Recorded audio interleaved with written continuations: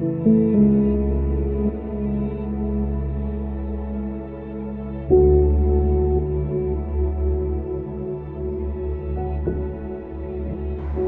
paz do Senhor, meu irmão, minha irmã, boa noite.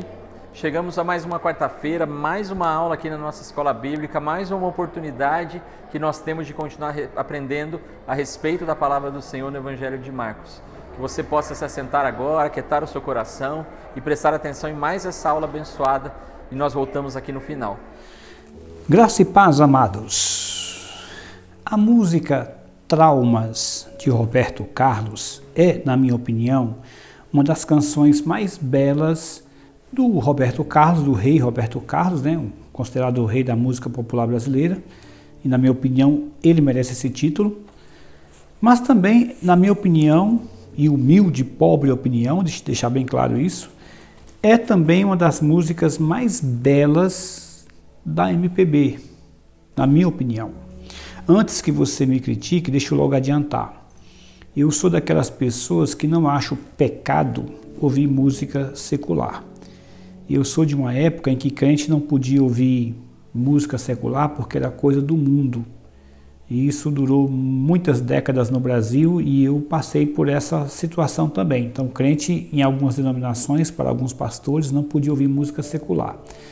Eu respeito a opinião do pastor que tem essa opinião, eu respeito a sua opinião. Se você não quiser ouvir música secular, não é pecado.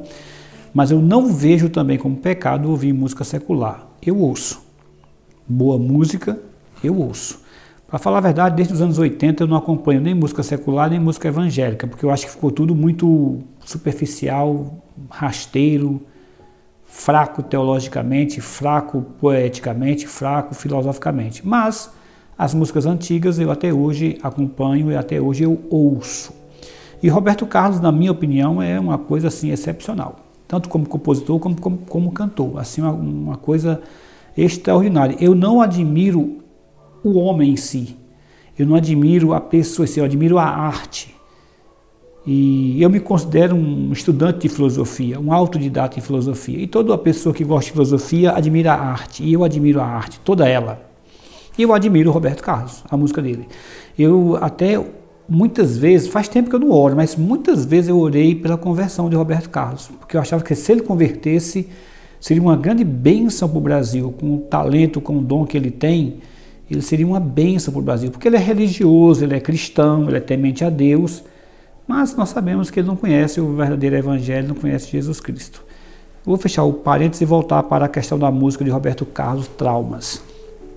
E nessa música, ele usa conceitos da psicologia, ele é muito inteligente. Ele e Erasmo são muito inteligentes para fazer música.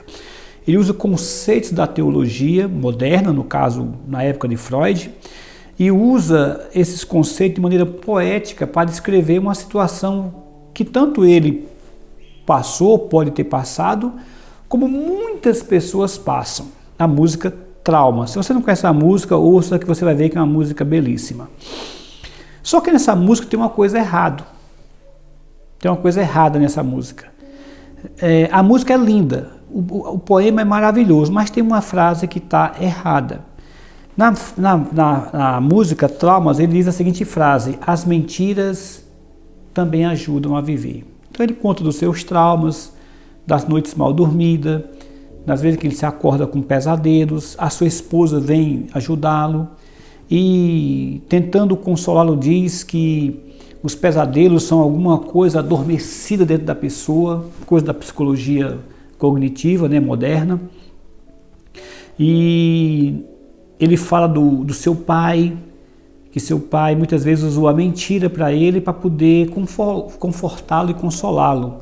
Quando ele estava doente, quando ele era criança, que ele estava doente, o pai dele dizia que os anjos vinham ajudá-lo, né? E ele diz que depois que cresceu, ele sabe que aquilo não era verdade, né? Os anjos já se foram. E a letra da música começa até dizendo o seguinte: meu pai um dia me falou para que eu nunca mentisse, mas às vezes ele também se esqueceu de me dizer a verdade. Começa assim a música. Veja a capacidade poética dessas pessoas, né? É incrível, né? E a frase que ele fala que eu não concordo na música, que é a única coisa que estraga a música, é quando ele diz que as mentiras também ajudam a viver. Nós vivemos numa época que tanto no meio popular, no meio artístico, como essa canção, por exemplo, mas principalmente no meio educacional, que é a minha grande batalha na minha vida é contra a educação pagã que nós temos. Embora eu não seja, no momento, um pedagogo atuante, né? Não estou na pedagogia, não estou dando aula nas escolas, como eu já dei. Mas é a minha luta até hoje. E na educação criou-se a ideia de que mitos, de que mentiras também fazem parte da verdade. E muitas vezes uma mentira é melhor do que a própria verdade. Se você entrar em qualquer site de qualquer faculdade, ou se você está numa faculdade ou já esteve recentemente na faculdade, você vai ver, dependendo da sua área de atuação, você vai ver sobre os mitos.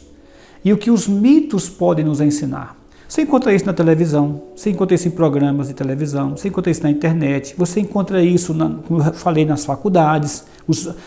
O que é que os mitos nos ensinam? Nas revistas, outro dia que eu falo, quase 3 anos atrás, eu peguei uma revista Veja, em que a reportagem era só sobre mitos, o que é que os mitos nos ensinam. E os entrevistados eram professores da PUC, professores da USP, da Unicamp, da Universidade Federal do Rio de Janeiro, da Universidade Federal do Rio Grande do Sul, porque está entranhado na cabeça, não sei se é só do brasileiro ou do mundo, a ideia de que os mitos têm algo a nos ensinar. O mito de Afrodite, o mito de Dionísio, o mito da caixa de Pandora, o mito de Diana, enfim, os mitos têm algo a nos ensinar. O mundo chegou num nível de loucura tão grande que eles partem do pressuposto de que uma lenda, de que um mito, de que uma mentira pode nos ensinar alguma coisa, deve nos ensinar alguma coisa, e nós temos que aprender alguma coisa com os mitos e com as mentiras. Olha o nível de loucura em que a nossa educação entrou, não sei se é só do Brasil, posso falar dos outros países, não conheço, claro, mas o nível de loucura que nós estamos. Que no passado, lenda, mito, era lenda, mito. Ficção era ficção. Mito era mito, lenda era lenda, mentira era mentira. Acabou. Ninguém levava a sério. Nós estamos num nível de loucura tão grande da humanidade que as mentiras, as lendas e os mitos têm mais a nos ensinar do que a própria verdade. E meu querido, minha querida, você que está me ouvindo nessa noite, deixa eu dizer uma coisa para você. A verdade, por mais dura que seja, por mais que doa, por mais que fira, por mais que machuque, a verdade é necessária. A mentira jamais é necessária. Até porque mito é apenas uma palavrinha bonita para mentira. Mito, lenda, é um eufemismo para mentira. E nós nunca precisamos das mentiras. O homem não necessita da mentira. A humanidade não necessita de mitos, de lendas, de mentiras. A humanidade necessita da verdade. Essa introdução foi um pouquinho longa para dizer que a aula de hoje é sobre mitos, sobre lendas, que na realidade são mentiras. E o quão perigosas são essas mentiras, principalmente quando essas mentiras estão ligadas à área espiritual. Então abra sua Bíblia para Marcos, capítulo 3, dos versos 31 a 35, e nessa passagem nós iremos ver sobre a família de Jesus. Aliás, esse é o tema da nossa aula, a família de Jesus. E nós vamos ver 3 mitos sobre a família de Jesus que causam tanto prejuízo à vida cristã, mas muito prejuízo. 3 mitos sobre a família de Jesus que causam grandes prejuízos aos cristãos. Diz assim a palavra de Deus. Nisto, chegaram sua mãe e seus irmãos, e tendo ficado do lado de fora, mandaram chamá-lo. Muita gente estava sentada ao redor dele e lhe disseram: Olha, tua mãe, teus irmãos e irmãs estão lá fora à tua procura. Então ele lhes respondeu dizendo: Quem é minha mãe e meus irmãos? E correndo olhar pelos que estavam sentados ao redor, disse: Eis minha mãe e meus irmãos. Portanto, qualquer que fizer a vontade de Deus, este é meu irmão, irmã e mãe. Que Deus abençoe a leitura da sua palavra. Nós estamos vendo o Evangelho de Marcos, o evangelho da ação. Provavelmente o primeiro evangelho a ser escrito. O evangelho que mostra Jesus como o servo que veio dar sua vida em resgate de muitos. O servo sofredor, aquele que veio para servir ao invés de ser servido. Mas o mais incrível é que ele veio para servir sendo o rei, sendo Deus Todo-Poderoso. É o evangelho em que mostra o poder de Cristo. A ênfase é na divindade e no poder de Cristo, mesmo ele estando numa figura de servo. É o evangelho da rapidez, do imediatismo, da palavra imediatamente, no mesmo instante.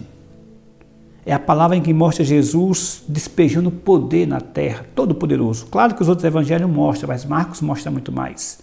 Ele está mostrando para o seu público que aquele Galileu, que nasceu naquela vila obscura de Nazaré, que foi condenado numa corte romana por um crime que não cometeu, aquele homem que foi machucado, que foi castigado e que foi colocado como um espetáculo nas ruas de Jerusalém, nada mais é do que simplesmente Deus Todo-Poderoso, o Filho de Deus caminhando sobre a terra. Esse é o Evangelho de Marcos. E nesse Evangelho de Marcos, nessa parte que nós estamos estudando, embora Jesus seja Deus Todo-Poderoso, mas ao mesmo tempo o servo sofredor, ele nasceu numa família como a minha, como a sua, com pai, com mãe, com os irmãos, com primos. E nesses poucos versículos que eu acabei de ler, ele vai dar ênfase à família de Jesus. E Marcos, movido pelo Espírito Santo de Deus, vai mostrar 3 verdades acerca da família de Jesus, que destrói vários mitos, que destrói várias lendas, que destrói várias mentiras que até hoje imperam no meio dos cristãos. E ao destruir esses mitos, essas mentiras, à medida que a verdade surge, você pode observar como os mitos, as lendas, as mentiras são perigosas. Aí você pode me perguntar, pastor, quais são esses 3 mitos que o evangelista Marcos, nos versículos 31 a 35, destrói, movido pelo Espírito Santo, iluminado pelo Espírito Santo no seu evangelho? Vamos ver então esses 3 mitos que o evangelista Marcos destrói acerca da família de Jesus. O primeiro mito é o mito da perfeição. De que Jesus nasceu e viveu numa família perfeita. Tanto é que até hoje é chamada de Sagrada Família. Nós encontramos muitos quadros, né, do suposto José, da suposta Maria, José seu pai, Maria sua mãe, e o menino Jesus nos seus braços. E muitos sermões, muitas pregações, muitas missas são celebradas sobre a Sagrada Família. Da família como perfeita, do modelo de família para todas as famílias do mundo. Quantas vezes eu já não ouvi isso? No mês de maio, Dia das Mães, enfim, né? A família sagrada, o modelo de família para todos os cristãos, Maria, José, Jesus e seus irmãos. Eu vou deixar logo de cara para você a seguinte ênfase. É mito. A família de Jesus não tinha nada de sagrada como se prega, como se ensina. A família de Jesus não tinha nada de perfeita como se prega, como se ensina. Perfeito é Jesus. Santo é Jesus. Sagrado no sentido de perfeito, de santo, de imaculado, sem mácula, sem mancha do pecado, sem erro, sem falha. Jesus. Isso a Bíblia deixa claro. Saiu de Jesus, acabou. Todos são pecadores, todos se extraviaram, não há quem busque a Deus, como diz a palavra de Deus. Porque todos pecaram e carecem da glória de Deus, inclusive a família de Jesus. Então, nesses versículos aqui, nós vamos ver Marcos destruir esses 3 mitos. Primeiro mito, o mito da perfeição. Observe o versículo 31. Nisto chegaram sua mãe e seus irmãos, e tendo ficado do lado de fora, mandaram chamá-lo. Muita gente estava sentado ao redor dele e disseram: olha, tua mãe, teus irmãos e irmãs estão lá fora à tua procura. Então ele respondeu dizendo: quem é minha mãe? Quem é meus irmãos? E correndo olhar pelos que estavam sentados ao redor, disse: eis minha mãe e meus irmãos, portanto qualquer que fizer a vontade de Deus, este é meu irmão, irmã e mãe. Primeiro mito que Marcos destrói é o mito da perfeição. A família de Jesus não era perfeita. Se você lembrar a pregação passada, versículo 21, diz o texto que quando os parentes aqui seriam sua mãe e seus irmãos, e quando os parentes de Jesus ouviram isto, saíram para aprender, porque diziam estar fora de si. Em outras palavras, está louco. A palavra estar fora de si é uma palavra grega que é usada até hoje na medicina, que fala de uma pessoa que não está de posse das suas faculdades mentais. Então preste atenção. A mãe de Jesus e os irmãos de Jesus. Veja que não é mencionado o pai de Jesus, José, porque provavelmente ele devia ter morrido. Uma vez que o homem tinha proeminência na cultura judaica, e ele não é citado aqui José, é porque seu pai, como nós sabemos historicamente, já tinha morrido. É importante você ler essa passagem nos evangelhos sinóticos, nos outros evangelhos que narram esse mesmo episódio. Esse episódio foi um episódio tão marcante que o Espírito Santo fez questão de registrar nos outros evangelhos. Marcos 31 diz que nisso chegaram, mas veja Lucas 8,19, por gentileza. Vieram ter com ele sua mãe e seus irmãos. Mais uma vez não fala de José, porque tinha morrido. E não podiam aproximar-se por causa da concorrência do povo. Então comunicam a ele. Se você for ver essa mesma passagem em Mateus capítulo 12, eu recomendo que você leia os textos paralelos dos evangelhos sinóticos, Mateus capítulo 12, versículo 46, que diz o seguinte: falava ainda Jesus ao povo, e eis que sua mãe e seus irmãos estiveram do lado de fora procurando falar-lhe. E alguém lhe disse. Mateus é interessante porque ele coloca os tempos verbais melhor de entender do que Marcos. Diz o texto que estavam do lado de fora procurando falar-lhe. O tempo verbal está no gerúndio, em português.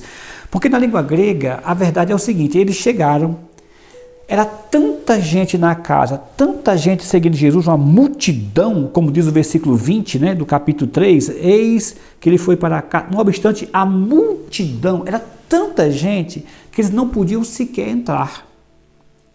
Maria e seus irmãos. E eles ficaram tentando de todas as maneiras chegar até Jesus, porque na cabeça deles, Jesus estava louco. Veja bem, o mito da família perfeita. Quando você diz, meu querido, minha querida, que ninguém te entende, que seu marido não te entende, que sua esposa não te entende, quando você diz, meu filho, minha filha, meu querido, minha querida, que meu pai não me entende, minha mãe não me entende, a minha família não me entende, isso não é novidade nenhuma. Jesus passou pela mesma coisa.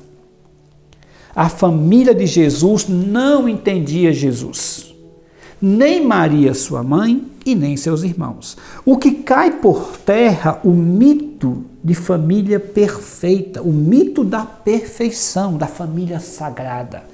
Não, eles queriam prender Jesus, e a palavra prender aqui, em outros textos, é traduzido como amarrar com corda.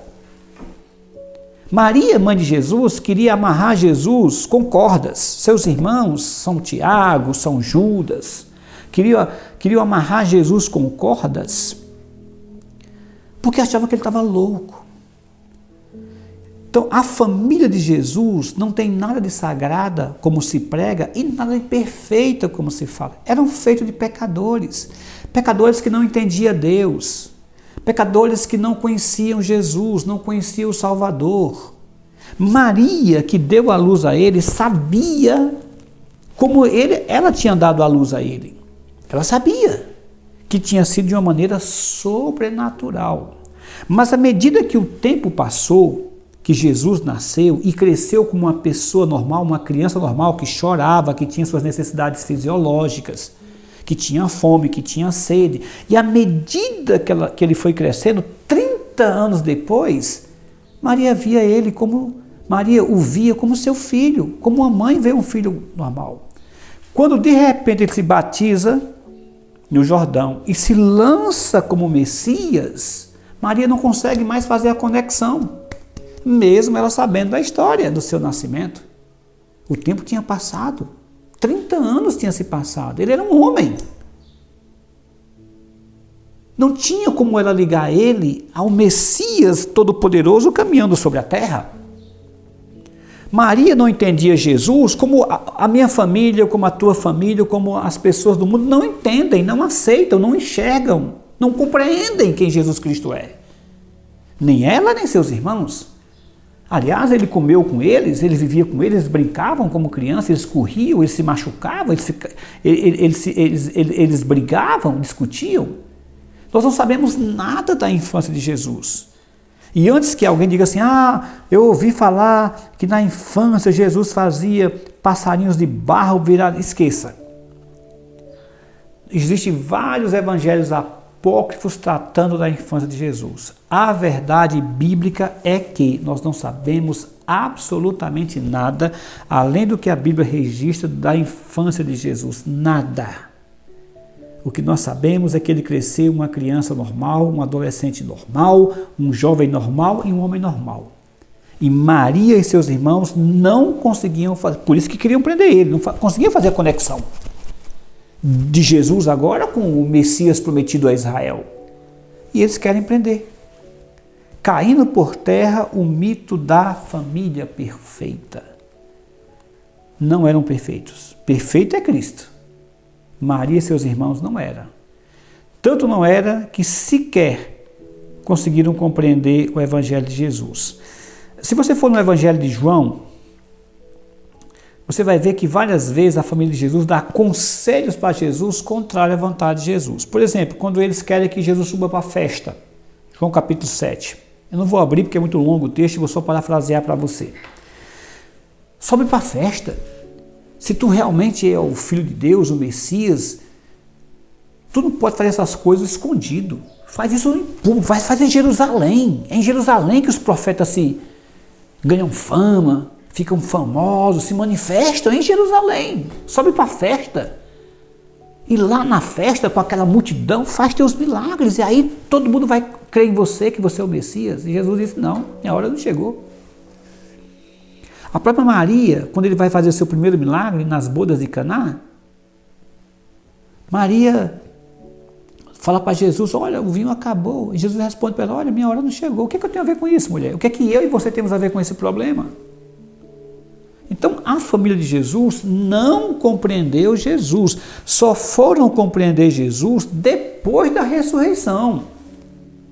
Depois da ressurreição é que eles compreenderam Jesus. Tanto é que na crucificação de Jesus, só Maria, sua mãe, fica no pé da cruz. Os seus irmãos fogem todos. Por quê? Por que Maria fica no pé da cruz e por que seus irmãos fogem? Seus discípulos fogem, apenas Maria e João ficaram. A explicação é muito clara. Primeiro, os romanos não crucificavam mulheres. Ainda mais mulheres que não tinham culpa do seu filho dizer que era o Messias. Eles não faziam isso, os romanos. Então Maria não corria nenhum perigo de estar no pé da cruz vendo Cristo crucificado. João, que era de uma família mais ou menos de Jerusalém, e era um jovem, um garoto, se ele corria perigo, era muito pouco. Então João ficou ao pé da cruz, mas os outros fugiram. E por que seus irmãos fugiram? Porque na lei romana, quando uma pessoa se proclamava rei, ainda mais num país invadido como Jerusalém, como a Palestina, né, como Israel, se uma pessoa se dizia rei, e Jesus foi preso na acusação de sedição. O que é sedição? Uma rebelião política. Uma rebelião política religiosa contra o Império Romano. Esse foi o crime que acharam para Jesus, entre aspas, é claro. Se ele está dizendo que era rei, por uma linhagem, por uma descendência sanguínea, por uma promessa religiosa, os seus irmãos automaticamente passavam a ser descendentes do rei. Se Jesus era o rei, ele não tinha mais pai, ele era o rei, e se ele não tinha mais filhos, na sequência seriam seus irmãos, os herdeiros do trono. Como aconteceu, por exemplo, no caso de Judas Macabeus, dos Macabeus, que Judas Macabeus se rebelou contra o Império Romano. Judas Macabeu coordenou uma revolta, ele se proclamou o governante de Israel, venceu várias batalhas, libertou inclusive Israel, ganhou muitos territórios, né, na rebelião dos judeus.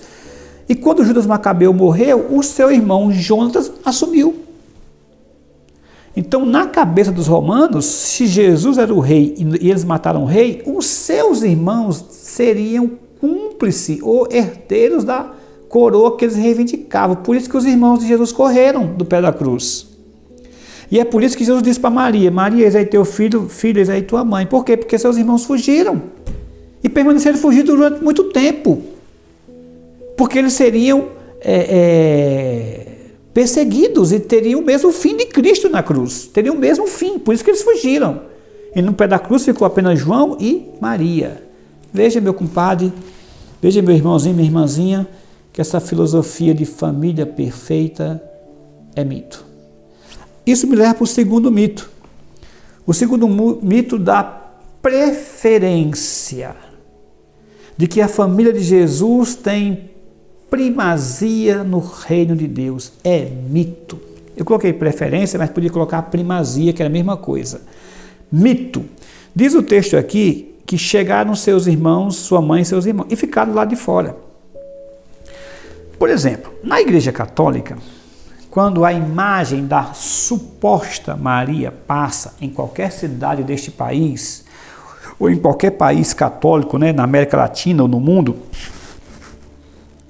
nós vemos batedores da polícia marchando na frente, aquelas procissões, polícia, andor, as pessoas abrindo caminho para a imagem de Maria passar. Porque ela tem preferência, ela tem primazia, é a mãe de Jesus, é a mãe do Salvador. Mito, lenda, mentira. Nós temos aqui uma passagem que Maria em vida, não é a estátua de uma suposta Maria 2000 anos depois, não, é a própria Maria em vida, com seus irmãos. Jesus tinha 4 irmãos e no mínimo 2 irmãs, Tiago, Judas, Simão, todos lá. E ninguém dá lugar para eles. Ninguém sai do meio. Olha, a mãe de Jesus está chegando, saiam do meio. Ninguém pede uma bênção a ela. Ninguém roga a ela. Ninguém se ajoelha para ela. Ninguém pede uma bênção, ninguém faz uma oração ou uma reza para ela, já que crente não reza, crente ora, mas nem reza para ela, ninguém acende sequer uma vela ou incenso. As pessoas sequer saem do meio para ela passar, não. E o mais incrível não é ela que intercede pelos pecadores, como se ensina na Igreja Católica. Não, são os pecadores que intercedem por ela. Olha o texto aqui. Diz o versículo 13 que muita gente estava sentada ao redor dele e lhe disseram: olha, tua mãe e teus irmãos e irmãs, repito, 4 homens e no mínimo 2 mulheres, estão lá fora à tua procura. Em outras palavras, pela doutrina católica, o normal era estar Jesus dentro da casa, Maria ao lado de Jesus e os pecadores do lado de fora, vindo a Maria, como ensina a Igreja Católica, para que Maria interceda pelos pecadores a Jesus Cristo. Essa é o mapa da fé católica. A multidão do lado de fora, Jesus dentro da casa e Maria ao seu lado intercedendo pelos pecadores, já que os pecadores não podem chegar até Jesus, como ensina a Igreja Católica. Você vai para a Bíblia e você encontra o contrário. Você encontra Jesus dentro da casa, a multidão, os pecadores ao lado de Jesus, e sua mãe e seus irmãos precisando de que as pessoas intercedam por ela e pelos seus irmãos a Jesus Cristo. É isso que nós encontramos aqui. Olha, tua mãe e teus irmãos estão lá fora. Procuram falar, a tua procura. Cai por terra o mito da preferência, cai por terra o mito da primazia de Maria, de São José, de Santa Maria, dos irmãos de Jesus, cai por terra. Não tinha preferência nenhuma. Aliás, você vai ver aqui um pouco mais para frente do Evangelho de Marcos, que Jesus, no momento em que se lançou como Messias, ele passou o tempo todo ensinando para a sua família, principalmente para a sua mãe, que naquele momento ele já não era mais Jesus, o filho de Maria. A partir do momento em que ele se batizou no Jordão e veio o Espírito Santo sobre ele, ele deixou de ser Jesus, o filho de Maria. E Maria tinha que enxergar isso. A partir daquele momento ele era Jesus, o Deus de Maria. O Deus que Maria fez o magnificar, o Deus que Maria cantou quando o anjo anunciou que ela seria mãe do Salvador. E ela fez aquela canção linda, chamada Magnificar de Maria, magnificar. Minha alma engrandece ao Senhor, e meu espírito se alegra em Deus, meu Salvador, porque contemplou na humildade da sua serva. Ali ele já não era mais o filho de Maria, era o Deus de Maria, o Messias de Maria, o Salvador de Maria, o Redentor de Maria, o Redentor não só de Maria e dos seus irmãos, mas de toda a humanidade, o Salvador de toda a humanidade. Essa passagem derruba por terra o segundo mito, o mito da preferência ou da primazia, como você queira. Eles não tinham preferência nenhuma, sabe por quê? Porque Deus não faz acepção de pessoa. Todos são iguais, todos são pecadores, a começar pela sua mãe e seus irmãos da carne.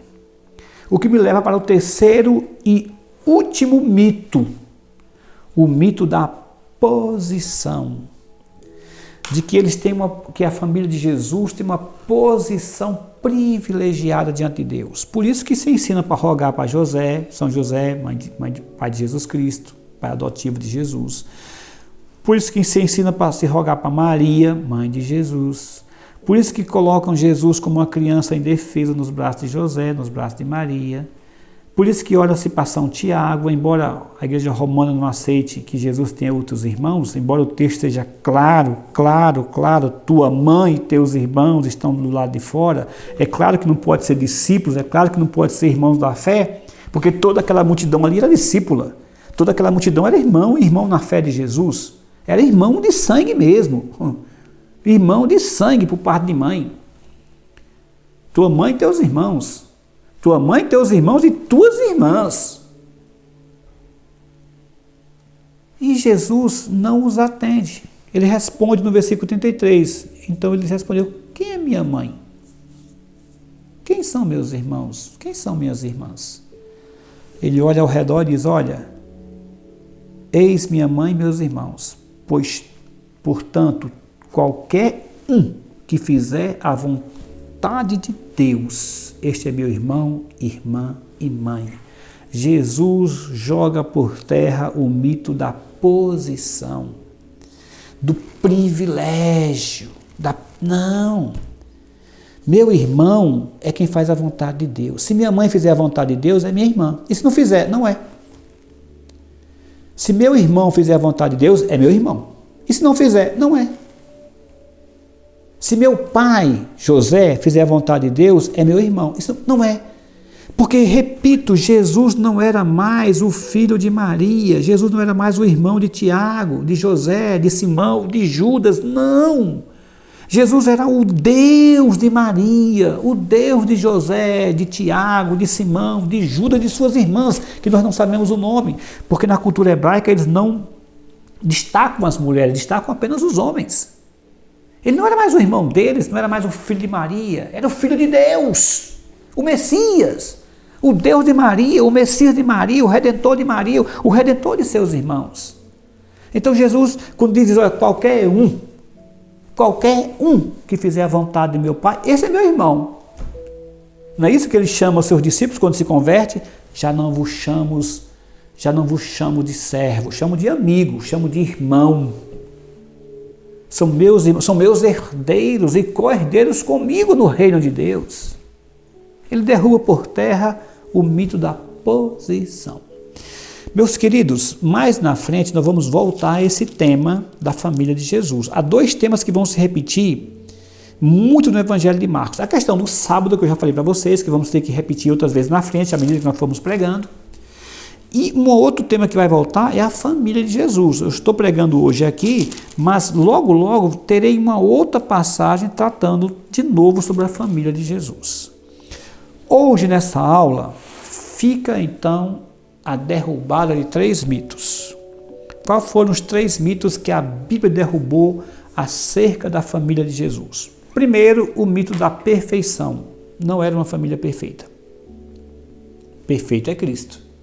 Sem pecado é Cristo. Sagrado é Cristo. Santo é Cristo. A família de Jesus era imperfeita como a minha, como a sua. Tinha problemas como eu, como você. Discutiam, tinham incompreensão, às vezes tratava mal uns aos outros, tanto é que a família de Jesus, depois da crucificação, abandonou, fugiu no momento mais difícil de Jesus Cristo. Quem é que não tem na sua história um momento difícil na sua vida e você corre para as pessoas que você julga que vão te ajudar, no caso sua família, e a família vira as costas? Jesus passou por isso, com a própria família. Por quê? Porque não era perfeita. Então derrubou o mito da perfeição. O segundo mito foi o mito da preferência. Maria, seus irmãos, seu pai não tinha nenhuma preferência, nenhuma primazia a mais do que ninguém no reino de Deus. Por quê? Porque Deus não faz acepção de pessoas e Jesus Cristo é Deus. E Ele não pode fazer acepção de pessoa. Seu pai, sua mãe, seus irmãos eram tratados do mesmo e são tratados do mesmo nível que qualquer pecador. Pecador arrependido. E terceiro, o mito da posição. Eles não estão acima de ninguém. De ninguém. Jesus disse que o menor no reino dos céus pode ser maior do que João Batista, pode ser maior do que sua própria família. Qualquer um que fizer a vontade do meu Pai. Qualquer um que fizer a vontade do meu Pai. É meu irmão, minha mãe. Derrubando assim, portanto, o mito da posição. Na aula de hoje nós vimos então 3 mitos que caem por terra acerca da família de Jesus. O mito da perfeição, o mito da preferência e o mito da posição. Para você que acha que mitos não são perigosos, lendas não são perigosas, você que está na faculdade ou que acabou de sair da faculdade ou que já fez faculdade há algum tempo, que acha que podemos aprender com os mitos, esqueça. Isso é uma armadilha satânica. O mito é mentira, lenda são mentiras. E as mentiras não nos ensinam a viver como cantou o meu querido e amado Roberto Carlos. Não. As mentiras não nos ajudam a viver. Nunca vão nos ajudar a viver. O que nos ajuda a viver é a verdade. E a verdade é a palavra de Deus. A verdade nos ajuda a viver aqui e nos ajuda a garantir a vida eterna. Que Deus te abençoe. Amém, louvado seja Deus por mais essa aula, por mais essa oportunidade que nós tivemos de continuar aprendendo a respeito da palavra do Senhor. Eu quero te convidar, te incentivar a nós continuarmos colocando em prática o que nós temos aprendido aqui. E que você também possa continuar sendo igreja conosco, participando das nossas programações, tanto online quanto presenciais aos finais de semana. Que Deus te abençoe, tenha uma excelente noite de quarta-feira.